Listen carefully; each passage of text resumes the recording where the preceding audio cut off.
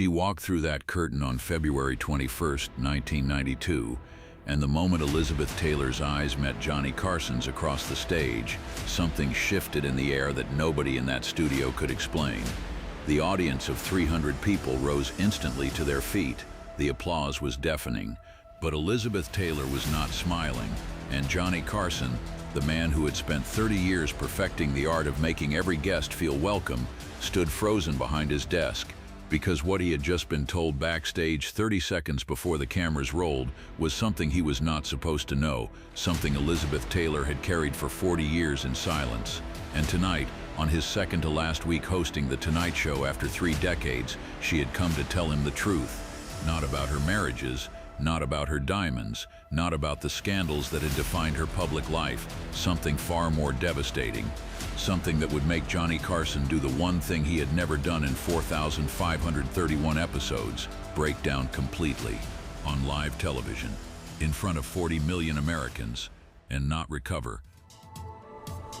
I often see comments from people who did not realize they were not subscribed. If you enjoy the channel, please take a second to check and make sure you are subscribed. It is free, and it really helps us keep the show growing. Thank you for being part of this journey with us. February 21st, 1992, NBC Studios, Burbank, California, 4:47 in the afternoon. The dressing room hallway on the 3rd floor of Studio One smelled of hairspray, fresh flowers, and something else that the crew could not quite name. Tension, maybe, or history, the kind of heavy, invisible weight that settles over a place when something is about to end. Johnny Carson had 13 days left as host of The Tonight Show. 13 days after 30 years, after 531 episodes, after 23,000 guests, after a career so defining that the words late-night television and Johnny Carson had become for an entire generation of Americans synonymous. He was sitting alone in his dressing room when his executive producer, Fred DeCordova, knocked twice and entered without waiting for an answer. Johnny knew what that meant. Fred only walked in uninvited when something was wrong. "She's here," Fred said. Johnny looked up from the note card he had been holding. His handwriting covered it in blue ink. Questions, topics, anecdotes he had prepared for Elizabeth Taylor's appearance. He had been preparing for this interview for 2 weeks. Elizabeth Taylor did not grant many interviews. She had never appeared on The Tonight Show in its current form. This was by any measure a television event. "She's asking for 5 minutes with you," Fred continued. "Before the show. Alone. No producers." Johnny set down the note card. In 30 years, he had never once had a guest request a private pre-show meeting. Not presidents, not kings, not every legendary entertainer who had ever sat in that guest chair. "Tell her yes," he said quietly. What Elizabeth Taylor said to Johnny Carson in those 5 minutes would not be known publicly for years. But what everyone backstage could see when Johnny emerged from that private meeting and walked silently toward the stage was this. His face had gone pale, his hands were still, and the note card with all his prepared questions was gone. He had left it in the dressing room. He was going into this interview without a single prepared word. Stay with me, because what Elizabeth Taylor revealed under those studio lights would change everything Johnny Carson thought he knew about his own life. And the secret she had carried for 40 years was not about her, it was about him. To understand why February 21st, 1992 was different from every other night in Tonight Show history, you need to understand what Elizabeth Taylor meant to America, and what, beneath all the glamour and the legend, Elizabeth Taylor had been quietly carrying since 1952. She was 60 years old on that February night. 8 marriages, 2 Academy Awards, the most photographed woman in the world for 4 decades, a face so famous that even people who had never seen one of her films could describe it precisely, the violet eyes, the dark brows, the bone structure that photographers called impossible.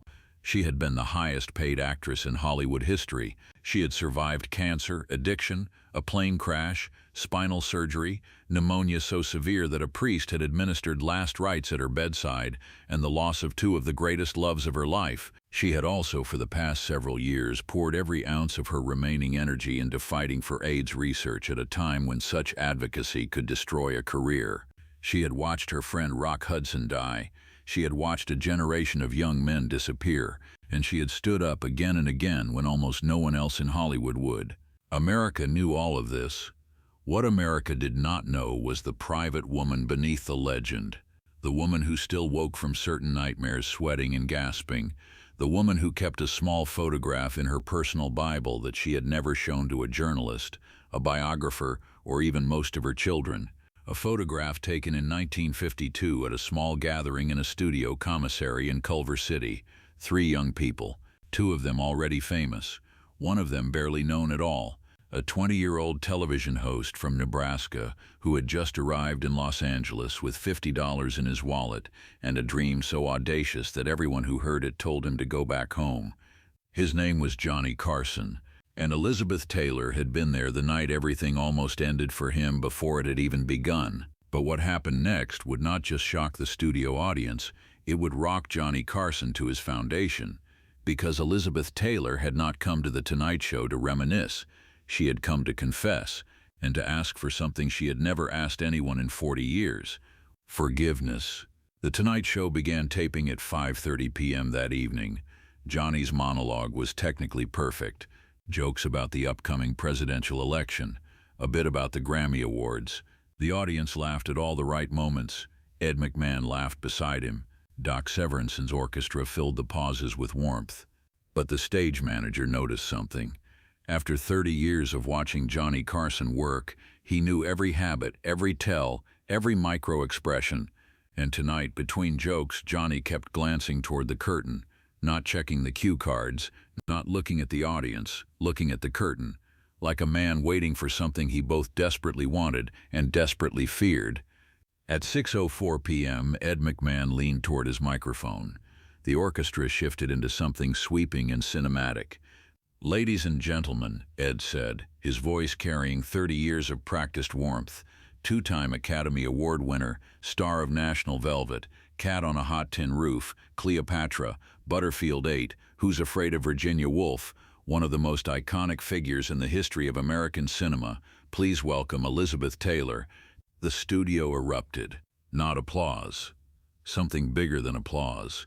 The kind of sound that happens when 300 people simultaneously recognize that they are in the presence of something rare, something that only comes along once, maybe twice in a generation. Elizabeth Taylor came through the curtain in a deep burgundy dress, her dark hair swept back, those violet eyes catching every light in the studio. She moved with the particular grace of someone who had been photographed her entire life, not performing it anymore, simply carrying it, the way a person carries any habit accumulated over decades. And she was looking directly at Johnny Carson with an expression that nobody in that studio had seen on a guest's face before. Not the practiced smile, not the professional warmth, something raw, something that looked almost like relief. For the first 12 minutes, the interview was everything the producers had hoped. Elizabeth talked about her AIDS advocacy work, about the foundation she had built, about why she had made it the central mission of her later years.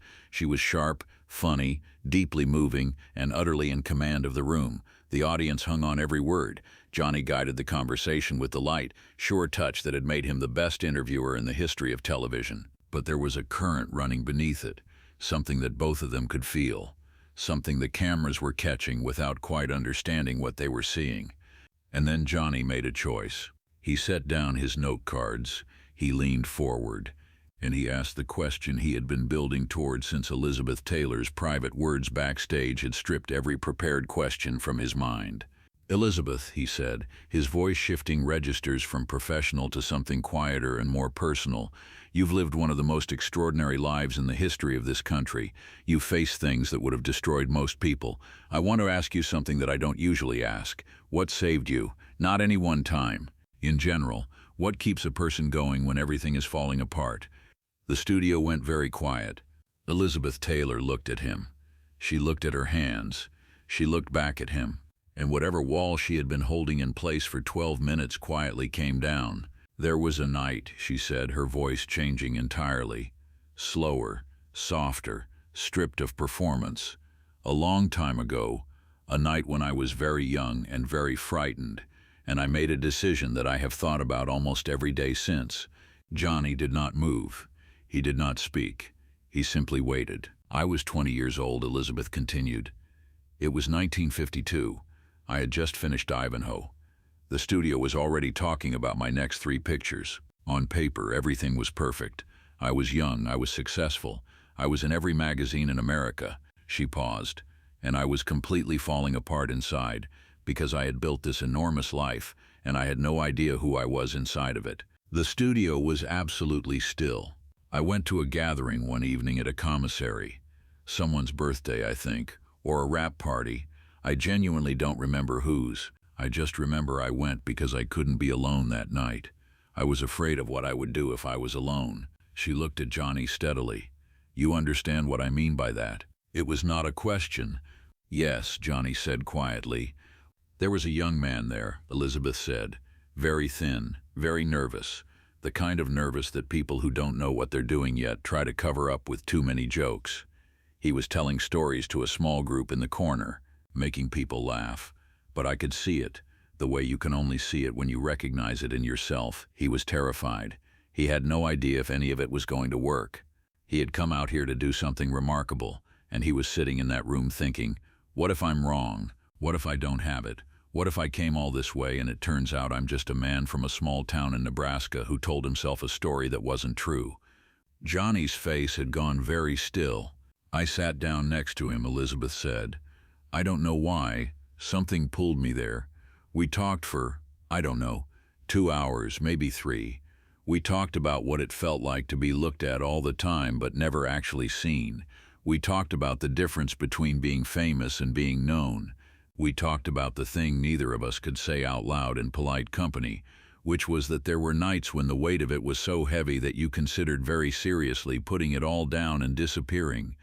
She took a breath. And at the end of that night, this young man said something to me that I have never forgotten. He said, I think the only reason to keep going is this. If we stop, the people who come after us won't know it's survivable. And it is survivable. It has to be. The silence in the studio was total. I went home that night, Elizabeth said, her voice barely above a whisper. And I did not do what I had been thinking about doing. I chose to keep going because of what he said, because of the conviction in his voice when he said it, because he looked at me like he was saying it to save himself as much as to save me. She looked directly at Johnny Carson. That was you, Johnny. The silence lasted 8 seconds. On live television, 8 seconds is an eternity. Ed McMahon had stopped breathing. The director in the control booth had frozen with his hand raised, uncertain whether to cut to commercial, not wanting to break whatever was happening, afraid of what it meant if he didn't. The camera operators held their positions by instinct, capturing something none of them fully understood yet. Johnny Carson sat perfectly still. His hands were flat on the desk. His eyes were on Elizabeth Taylor. And then, very slowly, he shook his head. I remember that night, he said. I remember that night exactly. His voice had changed entirely. The professional warmth was gone. What replaced it was something that most people had never heard from Johnny Carson in 30 years of television. Something unguarded. Something that sounded like a man who had just been handed a piece of himself that he thought he had lost permanently. I had $40 left, he said. I had $40 left, and I had 3 weeks before I was supposed to start a local television program that I was convinced I was going to fail at spectacularly. I was sitting in that room thinking about calling my father in Nebraska and telling him he had been right, that it wasn't going to work, that I was coming home. He paused, and then you sat down next to me. Elizabeth Taylor's eyes had filled with tears. I had no idea, she said softly. I had no idea you were that close to leaving. I had my hand on the telephone in my room that night, Johnny said. I was going to call the airline. The audience was not applauding. They were not making any sound at all. They were witnessing. You saved each other, a woman in the third row said, barely audible, almost to herself. But in the silence, everyone heard her. What happened next would be described by television historians who later studied it frame by frame as the single most human moment in the history of The Tonight Show. Johnny Carson, the most controlled entertainer in the history of American television, pressed both hands flat against his desk, lowered his head, and allowed himself to cry. Not the managed, dignified emotion of a talk show host acknowledging a touching story. Real grief, real relief. the particular combination of those two emotions that only comes when something you thought was lost forever suddenly, impossibly returns. His shoulders shook. He did not speak. For nearly 30 seconds, Johnny Carson simply sat there and let America see him. Elizabeth Taylor rose from the guest chair. She walked the 3 steps to his desk. She put her hand over his. "Look at me," she said gently. He looked up. "We made it," she said. "Both of us, we made it." The studio audience rose as one. Not in the way audiences rise for spectacular entertainment, in the way people rise when they are witnessing something sacred, something that transcends the place they are in and the occasion they came for. Johnny covered her hand with both of his. He nodded, unable to speak. "I have thought about that night so many times," Elizabeth said, sitting on the edge of the desk beside him. "When I was in the hospital and things were very dark. When I lost people I loved. When the work on AIDS funding felt impossible and I thought about stopping. I would think about what you said, that it's survivable, that we keep going so the people after us know it's possible." Johnny found his voice. "I had no idea it meant that to you." "How could you?" she said simply. "We were strangers, and we never talked about it again. That's what I came here to tell you, Johnny.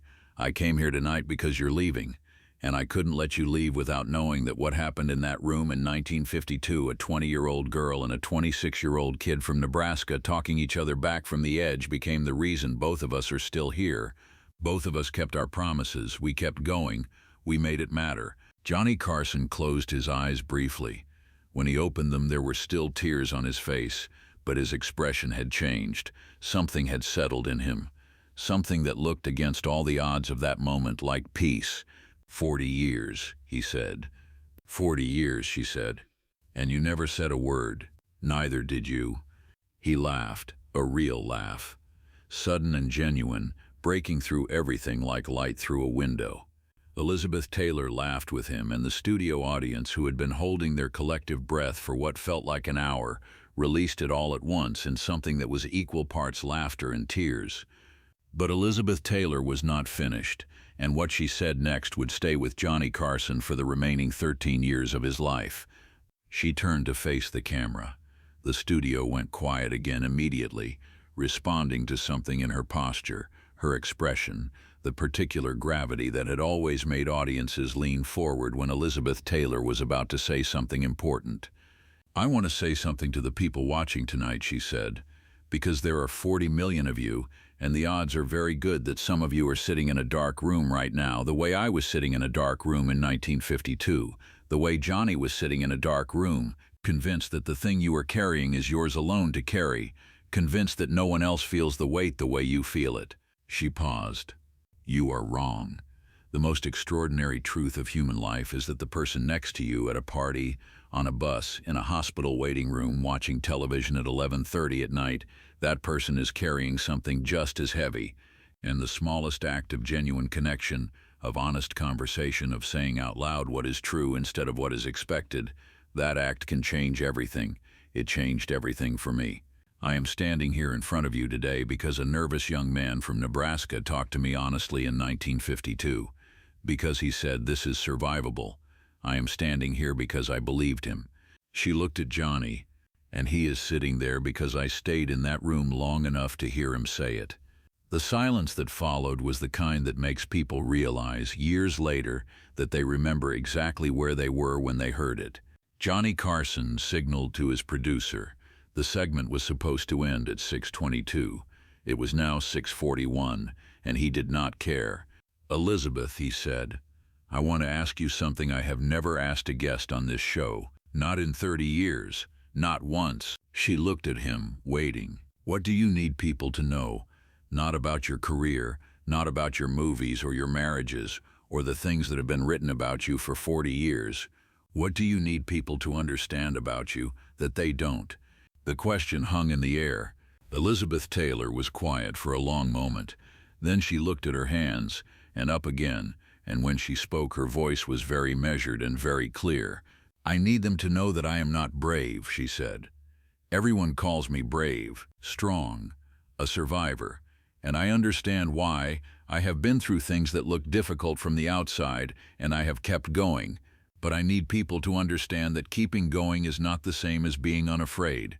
I have been afraid every single day of my adult life, afraid of failing, afraid of loss, afraid of pain, afraid of the dark, the way children are afraid of the dark, except it never fully went away.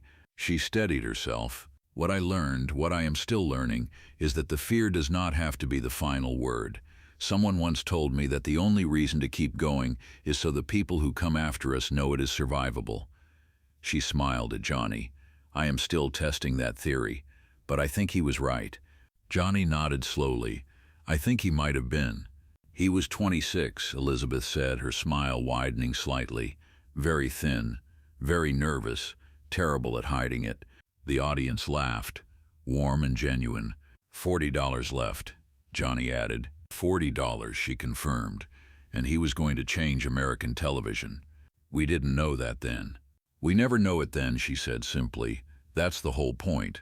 What happened after the cameras stopped rolling that night has been described by crew members who were present in almost identical terms across the years.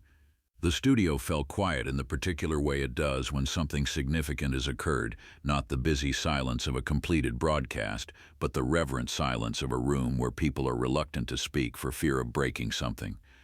Johnny walked Elizabeth Taylor to the stage exit. They stopped at the curtain edge. She turned to him, and they stood together for a moment in the harsh backstage light, two people who had known each other for 40 years without ever fully knowing each other. "Thank you for coming," Johnny said. "Thank you for being there that night," she replied. "I know you weren't doing it for me, but it mattered." "You weren't doing it for me either," he said, "but it mattered." She laughed softly, shook her head in that particular way, fond, slightly incredulous, that her friends would recognize immediately. 13 more days, she said. 13 more days. Make them count. I will. She squeezed his hand once and walked away. Johnny Carson stood at the curtain edge for a moment alone. Then he turned back toward the studio, where 30 years of his life were waiting to be concluded.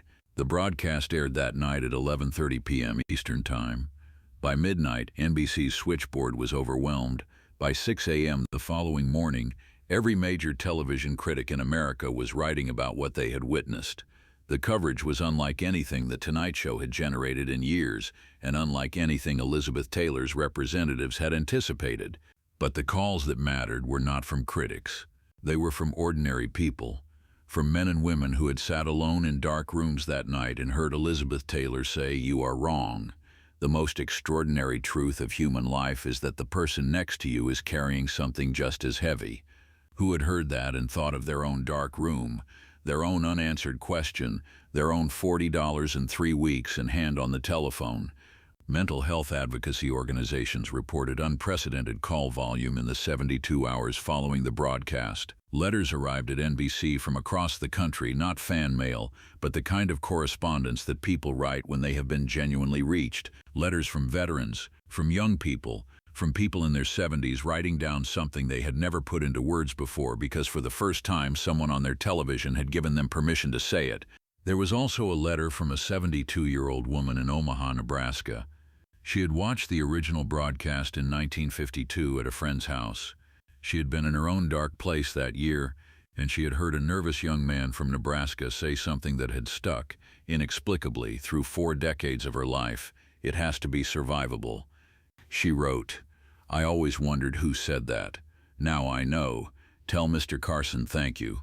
Johnny Carson retired from The Tonight Show on May 22, 1992, 3 months after Elizabeth Taylor's appearance. His final monologue was characteristically modest and characteristically warm. He did not make a long speech. He did not review his career. He thanked the audience, thanked his colleagues, and told one last joke. But in the weeks between February 21st and his retirement, he referenced that night only once, in a brief conversation with his producer that was later documented. He said, "I spent 30 years interviewing people and telling myself the interviews were for the audience.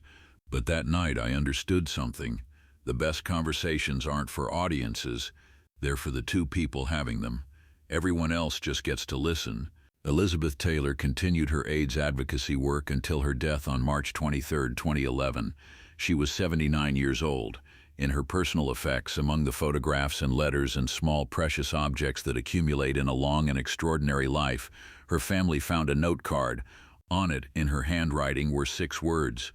"It is survivable, he was right." On the back, in different ink, added apparently at a later date, February 21st, 1990. Johnny Carson died on January 23, 2005.